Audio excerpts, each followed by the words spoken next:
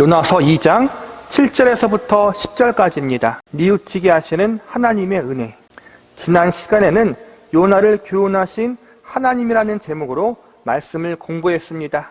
물고기 뱃속은 하나님을 거역하고 불순종했던 요나의 완악하고 강팍한 마음을 깨어지게 만드는 하나님의 교훈의 장소였습니다.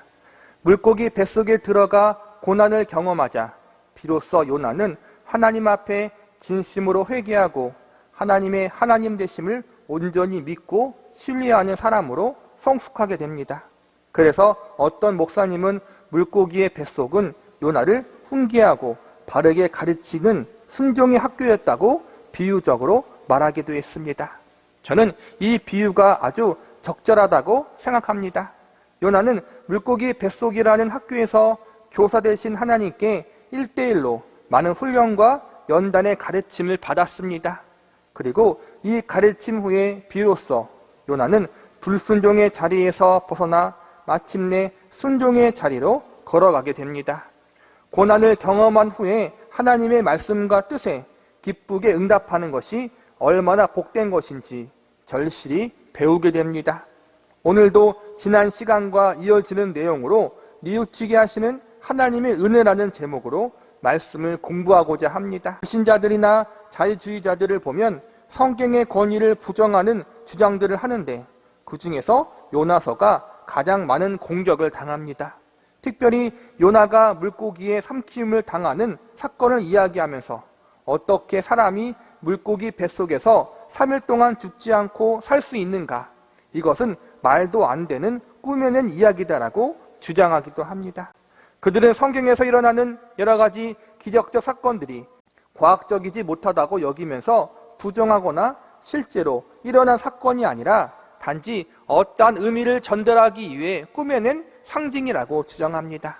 그런데 한 신실한 목사님이 그들의 주장에 대해서 이렇게 답변했다고 합니다. 천지를 말씀으로 창조하신 하나님이 물고기도 만드셨고 인간도 지으셨다. 말씀으로 이 우주 만물을 창조하신 하나님이 과연 불가능한 것이 있겠는가? 나는 요나가 큰 물고기를 삼켰다고 성경에 기록되었다고 해도 그 말씀을 믿을 수 있다. 우주 만물을 말씀으로 창조하신 하나님이 큰 물고기로 하여금 요나를 삼키고 사흘 동안 살게 하신 것은 그리 어려운 일이 아닙니다. 우리가 하나님을 창조주요 우리의 구주로 믿고 있다면 성경에 나오는 기적과 같은 말씀들을 못 믿을 이유가 전혀 없습니다. 그리고 우리가 성경 말씀을 읽으면서 기억해야 할 것이 있습니다. 성경에 나오는 기적과 이적 같은 수많은 사건과 이야기 속에는 우리에게 알려주고자 하는 하나님의 뜻이 있다는 것입니다. 하나님이 아무런 이유 없이 그냥 기적을 보여주시는 것이 아니라 이 기적과 같은 일을 일어나게 하신 하나님의 의도가 있다는 것입니다. 우리는 여기서 어떻게 요나가 물고기에게 삼키움을 당했는데 3일 동안 죽지 않고 살 수 있었나라는 문제에 관심과 초점을 맞추어서는 안 됩니다. 우리가 관심과 초점을 맞춰야 할 부분은 왜 하나님이 요나를 큰 물고기에게 삼키움을 당하게 했는가? 왜 큰 물고기의 뱃속에서 살아남을 수 있도록 하셨는가? 이것에 관심을 가져야 할 것입니다. 왜 하나님이 요나를 살려주셨을까? 그 정답은 바로 그를 뉘우치게 하기 위해서입니다. 하나님의 말씀에 불순종하여 도망가던 요나, 하나님의 낯을 피하여 자기 살 길을 찾아 떠났던 요나, 그를 깨닫게 하기 위해서 하나님은 큰 물고기에게 삼키움을 당하고도 살 수 있는 기적을 허락하신 것입니다. 저는 이것을 고난의 기적이라고 부르고 싶습니다. 우리는 오늘 본문의 내용을 통하여 하나님께서 큰 물고기의 삼키움을 당했던 고난의 기적을 통해 요나에게 어떠한 것을 깨닫게 하시고 결국 하나님 앞에 어떻게 뉘우치게 되었는가에 대해서 알아보는 시간을 가져보도록 하겠습니다. 첫 번째, 하나님은 고난의 기적을 통해 은혜의 근원이 누구인지 깨닫게 하셨습니다. 본문 7절을 보시기 바랍니다. 내 영혼이 내 속에서 피곤할 때 내가 여호와를 생각하였더니 내 기도가 주께 이르렀사오며 주의 성전에 미쳤나이다. 요나서 1장을 보면 요나가 하나님을 향해 부르짖었다는 내용이 나와 있지 않습니다. 하나님의 뜻을 거역하고 도망갈 때에도, 다시 쓰러 가는 배를 탈 때에도, 배가 풍랑을 만나 뒤집힐 때에도, 심지어 바닷물에 빠지는 위기의 순간에도 요나는 하나님을 찾지 않았습니다. 그런데 2장에 들어와서 물고기 뱃속에 삼키움을 당해 그때 비로소 하나님을 찾게 되었다고 나와 있습니다. 7절에 보면 여호와를 생각하였더니 라고 나와 있는데, 여기서 말하는 생각한다는 것은 피상적인 생각이 아니라 깊이 생각한다는 뜻입니다. 요나는 물고기 뱃속에서 과연 무엇을 생각하고 있었을까요? 이어지는 8절을 보시기 바랍니다. 거짓되고 헛된 것을 숭상하는 모든 자는 자기에게 베푸신 은혜를 버렸사오나. 요나는 여기서 하나님의 은혜를 이야기하고 있습니다. 은혜란 인생을 향한 하나님의 모든 자비, 하나님의 긍휼, 하나님의 배려, 하나님의 축복을 의미합니다. 우리 인생은 하나님의 자비와 긍휼과 배려에 빚지고 산다는 사실을 아십니까? 믿는 신자뿐만 아니라 믿지 않는 불신자도 마찬가지입니다. 성경에 보면 하나님이 비를 선인과 악인에게 함께 내리신다고 했습니다. 하나님께서는 믿는 사람들에게 뿐만 아니라 믿지 않는 사람에게도 그들이 생명을 유지하며 살아갈 수 있는 빛과 물과 공기를 공급하여 주십니다. 그러나 불신자들은 이것이 하나님의 은혜인 줄 모르고 삽니다. 자신들이 누리는 축복들이 하나님께로부터 나온다는 사실을 모르고 사는 것입니다.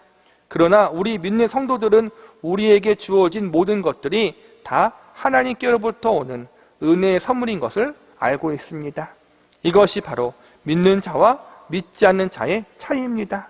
믿는 하나님의 백성들도 요나처럼 일시적으로 죄악의 자리에 빠질 수 있습니다. 믿지 않은 자들과 동일하게 하나님을 거역하고 불순종하는 자리에 갈 수도 있습니다. 잠시 하나님의 은혜를 망각할 수 있습니다. 그러나 그가 하나님의 택한 백성이라면 그는 다시 하나님의 은혜를 깨닫고 주께 돌아오게 될 것입니다. 물론 그가 돌아올 수 있었던 것은 하나님이 그를 포기하지 않고 붙잡고 있으셨기 때문입니다. 요나가 그랬습니다. 그는 그의 불순종함으로 징계를 받았고 깊은 바다에 빠졌습니다. 그리고 그 가운데에서 큰 물고기에게 잡아먹히고 말았습니다. 상식적으로 생각하면 요나는 이제 죽은 목숨입니다. 그런데 그는 지금 살아있습니다. 하나님께 불순종함으로 죽을 수밖에 없었던 요나를 하나님이 포기하지 않고 은혜를 베푸셔서 살려주신 것입니다. 요나는 죽어 마땅한 사람이었고 죽어야 하는 사람이었습니다. 하지만 하나님으로 말미암아 살게 되었고 자신이 살아있는 것 자체가 하나님의 은혜라는 것을 깨닫게 되었습니다. 많은 사람들이 하나님의 은혜를 모르고 살아갑니다. 요나도 그랬습니다. 그는 믿는 자였고 하나님의 선지자였지만 고난 당하기 전에 하나님의 은혜를 망각하며 살았습니다. 그러나 고난을 당한 후에 그는 하나님이 주신 은혜의 소중함에 대해서 절실히 깨닫게 되었습니다. 우리의 인생 역시 요나와 마찬가지입니다. 지금까지의 인생을 한번 뒤돌아 보십시오. 하나님을 모르고 살았던 때, 하나님을 믿긴 믿었지만 제대로 믿지 못하고 살았던 때, 하나님 앞에 불순종하며 살았던 때가 있지 않았습니까? 그때 우리가 죽었더라면 과연 내가 하나님 아버지가 계신 하늘나라에 갈 수 있다는 확신을 가질 수 있겠습니까? 과거 죄악의 자리에 있었던 그때 하나님이 나를 데리고 가셨더라면 내 영혼이 어떻게 되었을지 생각만 해도 아찔하지 않습니까? 그러나 우리의 불순종에도 불구하고 고난이라는 기적을 통해 나를 단련시키시고 나의 죄를 깨닫게 하시고 구원자 하나님만을 바라볼 수 있도록 은혜의 역사를 베풀어 주신 하나님, 그 하나님이 계시기에 우리가 지금 이 자리에 올 수 있었다는 사실을 우리는 절대로 잊지 말아야 합니다. 지나온 우리의 세월들을 통해 우리가 깨달은 것은 무엇입니까? 나의 나된 것은 하나님의 은혜라는 사실이 아닙니까?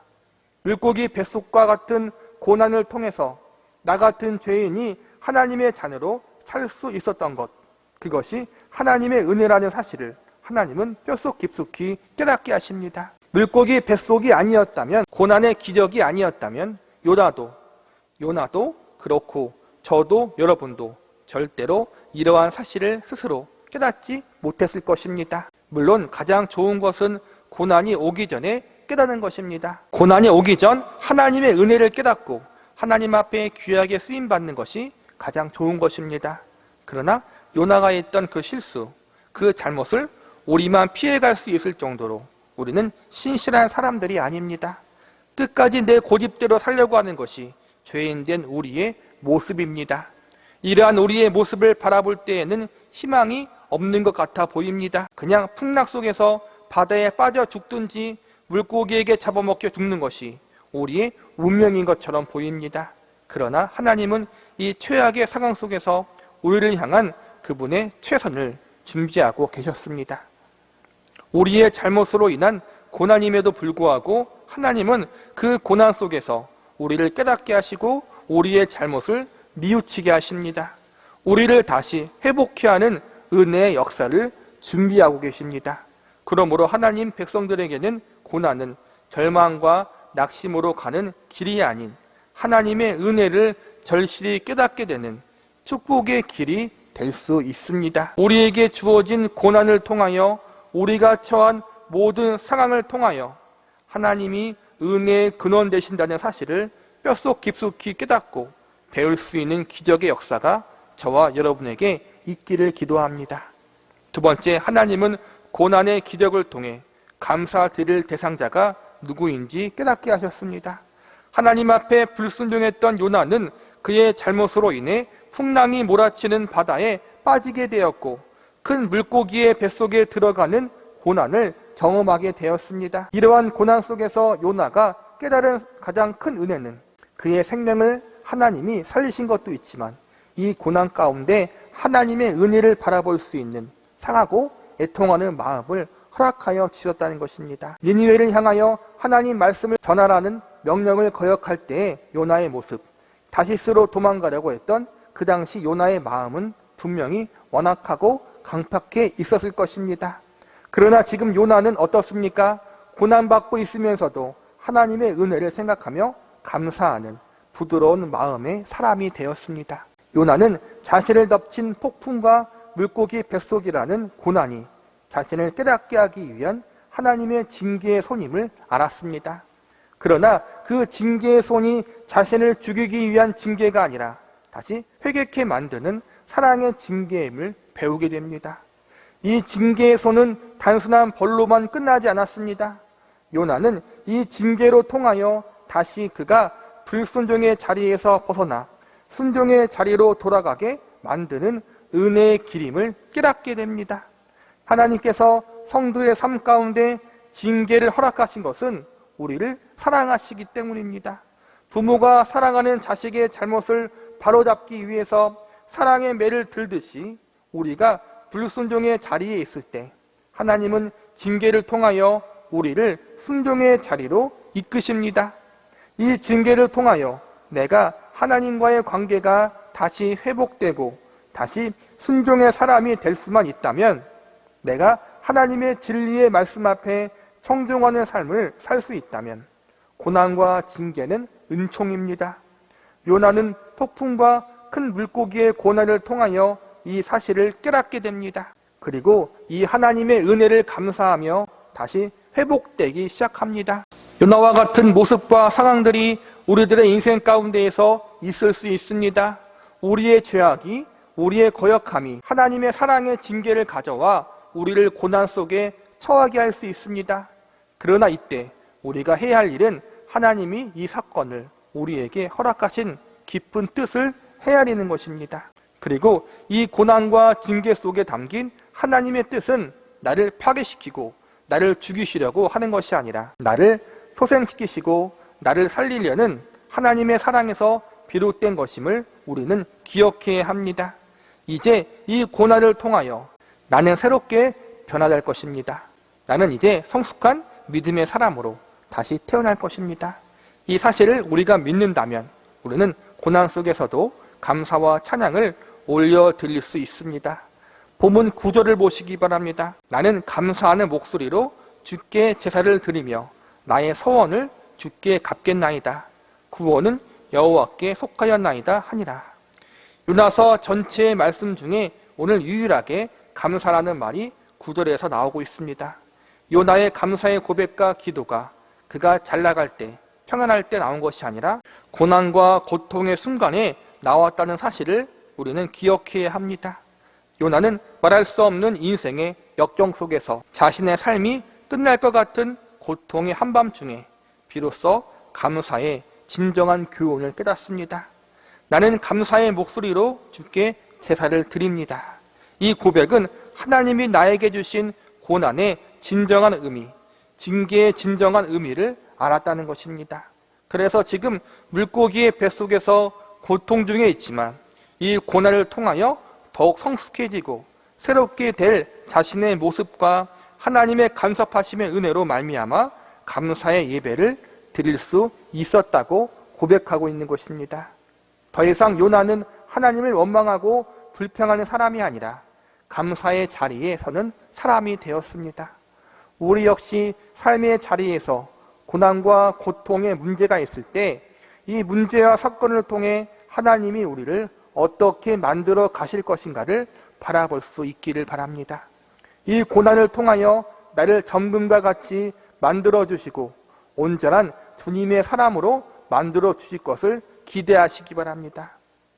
심지어 나의 불순종과 그로 인한 고난을 통해서도 하나님은 이 모든 것을 주관하사 마침내 합력하여 선을 이루실 것입니다.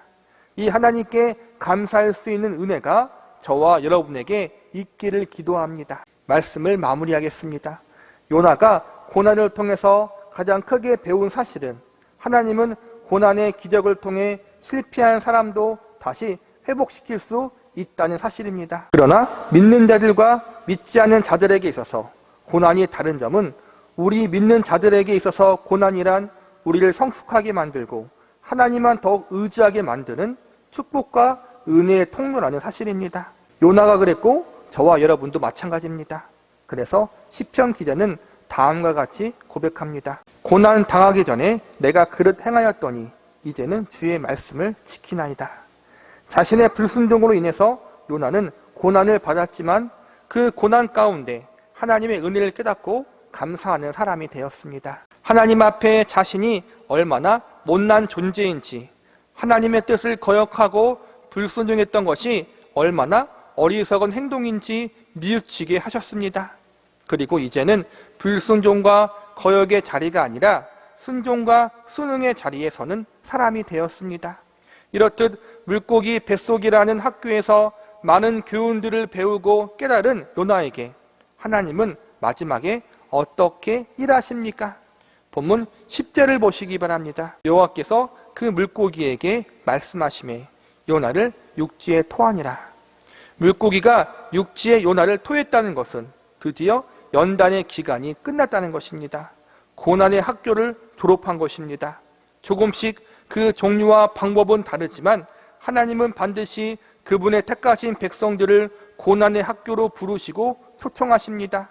모든 그리스도인들은 예외 없이 한 번 이상씩 이 고난의 학교에 들어갔다 나옵니다. 우리는 이 고난의 학교에서 하나님의 은혜를 깨닫고 감사를 배웁니다. 우리를 향한 하나님의 선하신 뜻과 계획을 배웁니다. 그리고 우리의 어리숙하고 미성숙한 부분들을 고침받고 보다 성숙하고 변화되는 모습으로 자라나게 됩니다. 하나님은 이처럼 우리의 연약함과 실수까지도 사용하셔서 우리에게 유익이 되도록 바꾸시는 전능자이십니다. 어찌 보면 우리의 불순종과 연약함으로 인해, 잘못으로 인해 겪은 고통들은 우리들의 마음속에 깊은 상처를 남길 수 있습니다. 우리의 상처는 우리가 원하는 대로 완벽하게 회복되지 않을 수도 있습니다. 아픔의 흔적이 남을 수 있습니다. 그러나 하나님은 그러한 상처들까지도, 아픔의 흔적들까지도 아름답게 사용하여 주실 것입니다. 이것은 그리스도인들의 믿음입니다. 그래서 로마서 8장 28절에서 이렇게 우리에게 가르칩니다. 우리가 알거니와 하나님을 사랑하는 자 곧 그 뜻대로 부르심을 입은 자들에게는 모든 것이 합력하여 선을 이루느니라. 이 말씀을 믿으십니까? 요나의 인생이 회복되었던 것처럼 우리 역시 다시 회복될 수 있습니다. 우리의 삶의 장에서 어느 날 경험했던 갑작스러운 무너짐, 그리고 우리가 받았던 상처에도 불구하고 우리의 인생은 다시 일어서고 회복될 수 있다는 사실을 믿으시기 바랍니다. 분명 요나가 경험한 기적은 결코 좋은 기적이라고만 볼 수 없습니다. 왜냐하면 요나가 겪은 기적은 불순종으로 인한 징계 차원에서 겪은 고난의 기적이기 때문입니다.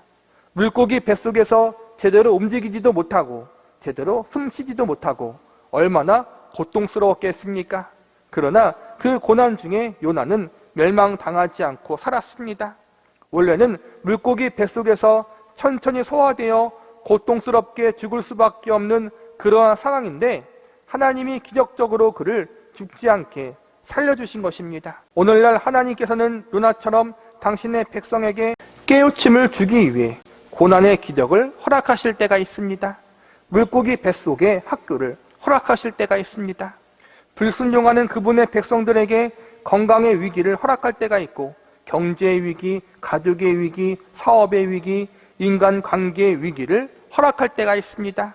이왕이면 우리의 잘못 때문에 그러한 일을 당하지 않은 것이 좋습니다. 이왕 경험할 고난이라면 하나님의 뜻대로 살다가 당하는 고난이 우리에게 더 좋습니다. 우리는 불순종해서 고난을 받고 연단을 받으며 그 가운데에서 겨우겨우 버티며 살아갈 수 있는 기적보다는 하나님께 순종해서 상급이 있는 기적과 역사를 경험할 수 있기를 바랍니다. 그러나 우리가 지금 요나와 같이 고난 가운데 있다면 주님 앞에 빨리 회개하고 돌아오시기 바랍니다. 그리고 비록 나의 잘못과 불순종으로 당한 고난이지만 내가 주님 앞에 회개하고 돌아올 때 이 고난을 통해 나를 깨닫게 하시고 뉘우치게 하사 다시 한번 정금과 같이 단련시켜 주실 하나님의 은혜의 손길이 있음에 소망을 가지시기 바랍니다. 이 고난을 통해서 우리는 주님이 쓰시기에 부족함이 없는 믿음의 사람으로 새롭게 태어날 것입니다. 내가 하는 것이 아니라 하나님이 하실 것입니다. 그 과정은 물론 힘들고 고통스러울 것입니다. 특별히 나의 잘못으로 인해서 당하는 고난은 더욱 우리 자신을 낙담하게 만들 것입니다. 그러나 우리는 하나님의 손에 붙잡혀 있습니다. 물고기 뱃속에서 요나에게 베푸셨던 기적, 요나가 물고기 뱃속이라는 고난의 학교를 통해서 뉘우치고 변화되었던 그 은혜의 기적이 우리들의 삶 속에도 있음을 믿으시기 바랍니다. 우리의 부족함과 연약함에도 불구하고 우리의 죄악과 불순종에도 불구하고 하나님이 우리를 끝까지 포기하지 않고 우리들의 전 삶을 통해 계속해서 우리를 가르치시고 교훈하사 마침내 깨닫게 하시고 뉘우치게 하시고 하나님의 뜻과 말씀 앞에 기쁨으로 반응하고 순종하는 자리로 이끄실 것을 믿으시기 바랍니다. 하나님이 우리들의 삶 속에 행하실 이러한 놀라운 기적의 은혜를 기대하며 우리에게 주어진 인생들을 헛되이 보내지 않고 의미 있는 믿음의 시간들로 채울 수 있는 저와 여러분이 되시기를 간절히 바라겠습니다.